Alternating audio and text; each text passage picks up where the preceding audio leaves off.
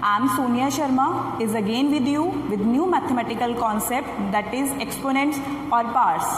It is a chapter 2 of class 8th. Okay. Before moving ahead, I just want to explain the concept in a better way. Okay, that is chapter 2, exponent and powers. Firstly, exponent must be clear to us. Parts और exponent का मतलब क्या होता है? पार का मतलब ताकत आना, बढ़ना, इंक्रीज होना. Just I am taking an example. A is a real number. A is a real number and n is an integer. We will read it as a raised to power n. It will be read as a raised to power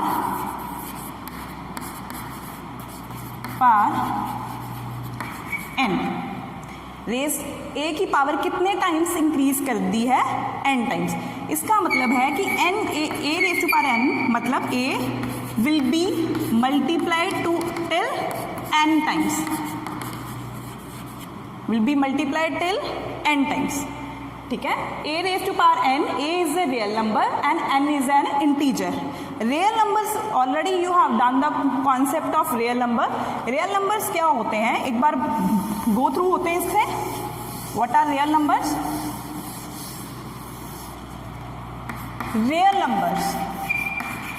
real numbers are combination of rational और irrational numbers. Clear? जैसे irrational number in the form of p upon q, q not equal to 0, and those are not in the form of p upon q. Those are not in the form of not in p upon q form. That are irrational. Root 2, root 5, these kind of. ठीक है. उसके बाद जो rational है, that are also combination of fractions and integers. Fractions and integers. Fraction 1/2, 3/4, 5/6. Integers, all the negatives along with the whole numbers. Integer is a combination of negative numbers and whole numbers. Clear? Negatives के आगे -3, -2, -1. Whole numbers के आगे 0, 1, 2, 3 and so on. And whole numbers are combination of 0 and natural number. ये एक तरह का table है बेटा. ठीक है. If you will keep this table in your mind, ultimately things will be very helpful for you to keep in mind. Clear है? तो इससे आपको जो a is a real number है, वो क्या चीज है रियल नंबर, वो वाला कॉन्सेप्ट अच्छी तरह रिवाइज हो जाएगा. Clear? Now I am erasing this. Now come back to the concept. Example से मैं आपको डेफिनेशन करवाती हूँ. 2 raised to power 5. It means that 2 is multiplied 5 times. 2 into 2 into 2, 2 into 2. It means that we are multiplying 2 into 5 times. Clear? I am taking 3 square. 3 is multiplied 2 times. That is 3 3s are 9. जब जितने times हम किसी number को multiply कर रहे हैं, that is considered as its power. Clear है? अगर मैंने 2 को 5 टाइम्स मल्टीप्लाई करना है, आई rot it 2 raised to power 5, so it will be considered as we have written this in exponent form. Here this 3 is considered as base, 3 is base and 2 is considered as power or exponent. Clear?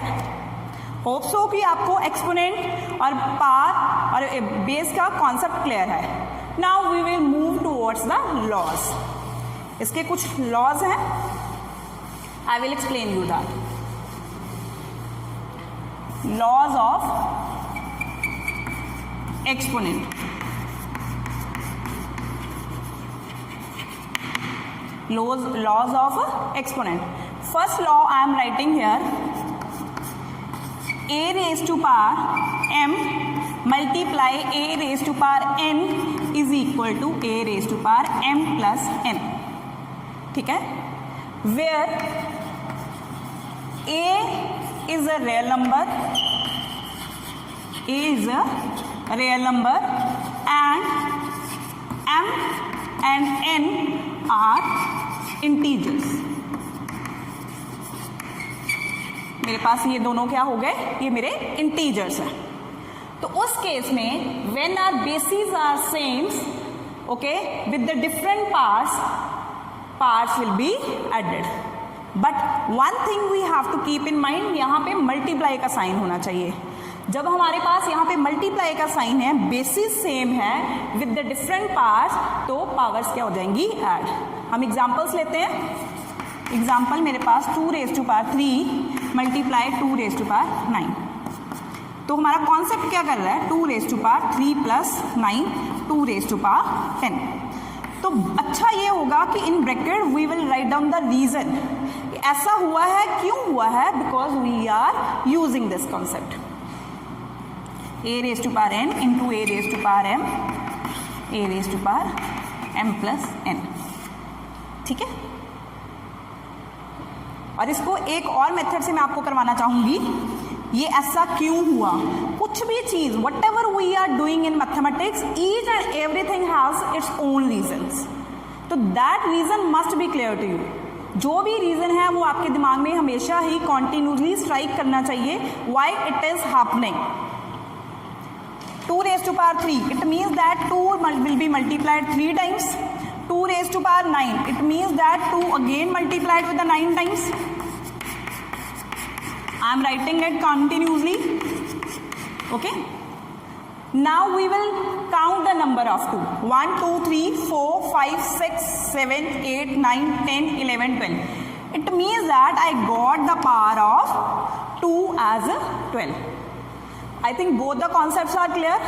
Why this identity is built? This is the reason. Clear है? Okay? एक और example से करते हैं.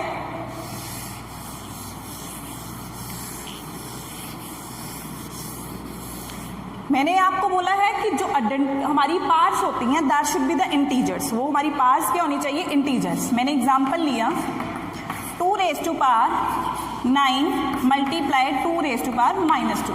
मैंने ये example ले लिया. पार्ट्स इंटीजर्स हो सकती हैं. इट इज़ नॉट नेसेसरी कि पार्ट्स हमेशा पॉजिटिव भी हो. ये 0 भी हो सकती है, ये नेगेटिव भी हो सकती है. तो मैंने एक बार नेगेटिव का ले लिया. तो क्या है हमारी पास 9 plus -2, 2 raise to power 9 plus minus. हमने इंटीजर चैप्टर में क्या किया हुआ है, when we multiply plus and minus answer will be in negative. Plus minus minus 9 minus 2 2 raised to power 7. This is the answer. But also as I told you, आपको ये भी लिखना है रीजन कि किस रीजन के कारण ये हमारा ऐसा हो रहा है. क्लियर है? ये हमारा हो गया एक लॉ. ठीक है. Second law I am going to write. बेटा if you want to note down the examples, अगर आप एग्जाम्पल्स नोट करना चाहते हो तो मेरे साथ साथ उसको थॉरली नोट कर सकते हो.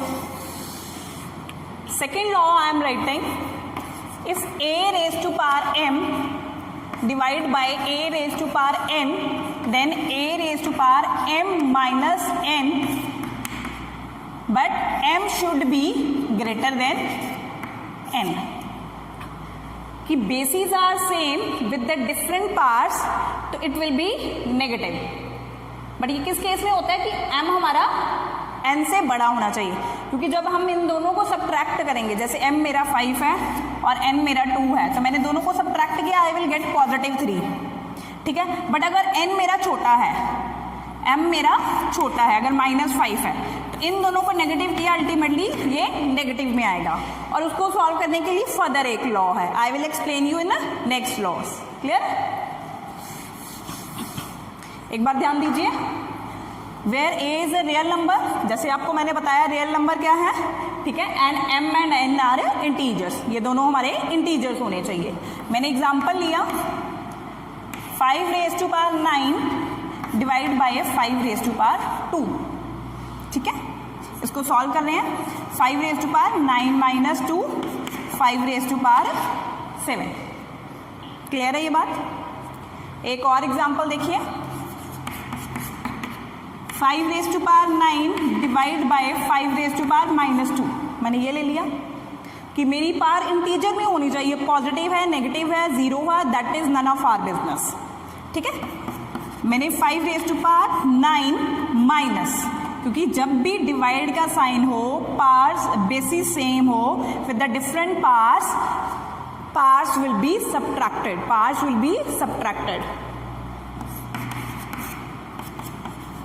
Minus minus plus, 5 raised to power 11, this is the answer. Hope so these two laws are clear. Shall I move to the next? Okay.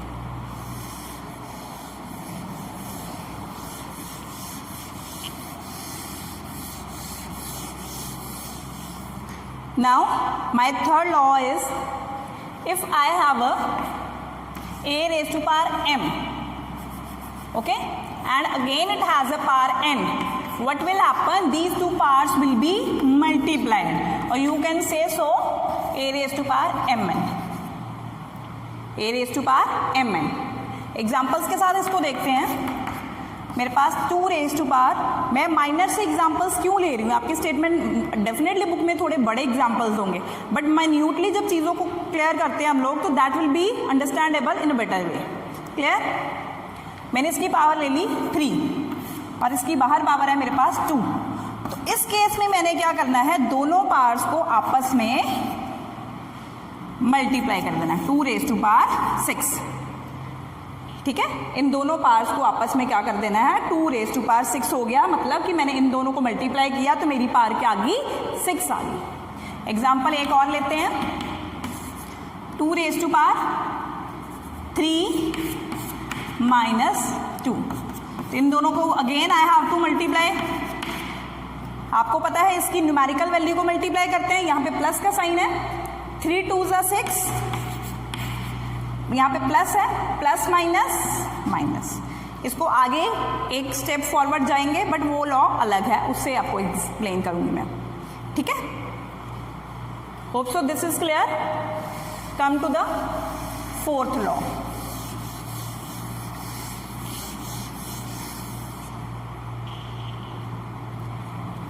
Fourth law, what is the 4th law saying? मेरे पास different 2 real numbers हैं, मेरे पास different 2 real numbers हैं और उनकी power m है, उनकी common power m is written over there. You can write down it a raised to power m multiply b raised to power m। इसको हम ऐसे भी लिख सकते हैं, ठीक है। एक बार दोबारा देखिए, एग्जाम्पल है, मेरे पास लिखा हुआ था 2 मल्टीप्लाई 5 raised to power 3, तो ये क्या हो जाएगा, 2 raised to power 3 multiply 5 raised to power 3, ठीक है। 2 raised to power 8 multiply 5 raised to power 125, ठीक है। इसको फिर आगे मल्टीप्लाई करें, 8 5 40, 16 20 2 10, that would be 1000 with the answer.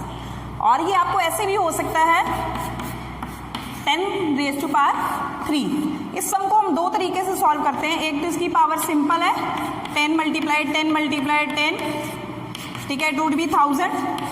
But अगर इसको बोला है कि by using this quantity, how to write down, 2 multiply 5 raised to power 3, 2 raised to power 3 multiply 5 raised to power 3, 8 multiply 125, that would be 1000। Hope so it is clear. बेटा कोई भी problem है, you can text me, you can inbox me, और you can join me by WhatsApp, okay. I am erasing the book.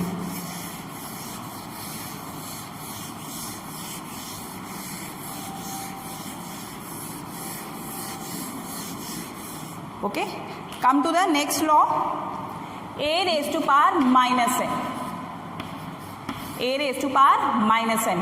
जब भी किसी real number की power negative होती है, ये जो कॉन्सेप्ट है बहुत ध्यान से देखने वाला है, जब भी किसी रियल नंबर की पावर नेगेटिव होती है तो that would be written as a raised to power m, a raised to power m। जैसे 5 raised to power माइनस 2 है तो it would be written as 1/5 square, that is 1/25। अगर ये सम upon में है, मैं इधर लिख रही हूँ ये example, 1/5 raised to power minus 2। ये नेगेटिव पावर क्या करती है कि हमारे नंबर को रेसिप्रोकल कर देती है। क्या करती है? हमारे नंबर को रेसिप्रोकल कर देती है। अगर ये -2 था तो अल्टीमेटली ये डिनोमिनेटर में चले गया, 1/, हो गया। ठीक है, अब ये डिनोमिनेटर में है ऑलरेडी, ये दोबारा फिर रेसिप्रोकल हो जाएगा 1/, ठीक है बेटा, और इसको दोबारा हम अगेन रेसिप्रोकल करना पड़ेगा। ये ऊपर जाके क्या हो जाएगा हमारे पास 5 स्क्वायर, दैट इज 25। इसको ऐसे भी सॉल्व कर सकते हैं। क्लियर है? Next law,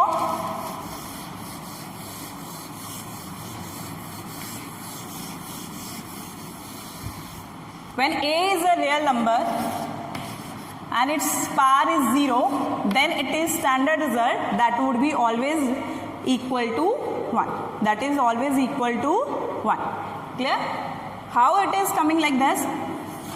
I am supposing that its power is m, okay, and its power is kind of this, ठीक है? It means that it is in the form m minus m, it is in the form a raised to power minus m. When I will add these two, again it will be a raised to power m minus m, a raised to power 0, that is 1. Clear?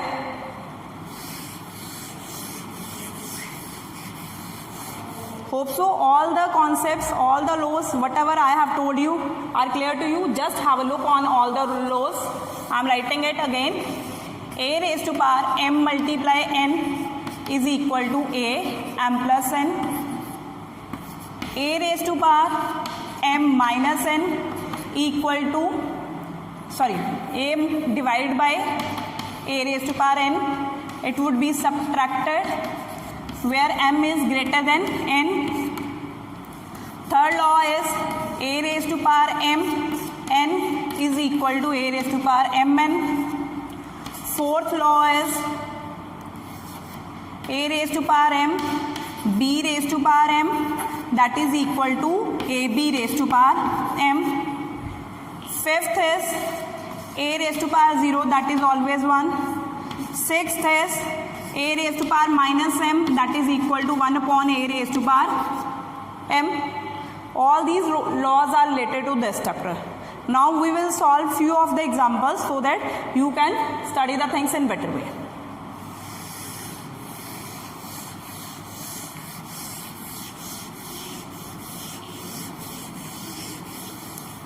I have a sum, write in exponent form, exponent form. मेरे पास statement है 2 multiply 2 multiply 2 multiply 2 multiply 2. What you will do, you will count the number of twos. कितने 2 हैं मेरे पास? I am counting 1 2 3 4 5. तो मेरे पास 5 times 2 है, 2 raise to power 5. ठीक है, अगर एक्सपोनेंट में पूछा है तो only this much. But if they are asking solve this, then you have to write down the solution of this. 2 to the 4, 4 to the 8, 8 to the 16, 16 to the 32. Clear? Now next मेरे पास सम है, एक example और लेते हैं. 9 square, ठीक है, तो इन दोनों को मल्टीप्लाई कर देंगे तो 9 raise to power 6. Exponent form में है तो डायरेक्टली इसको लिखना है. ओके, एक और एग्जाम्पल करते हैं.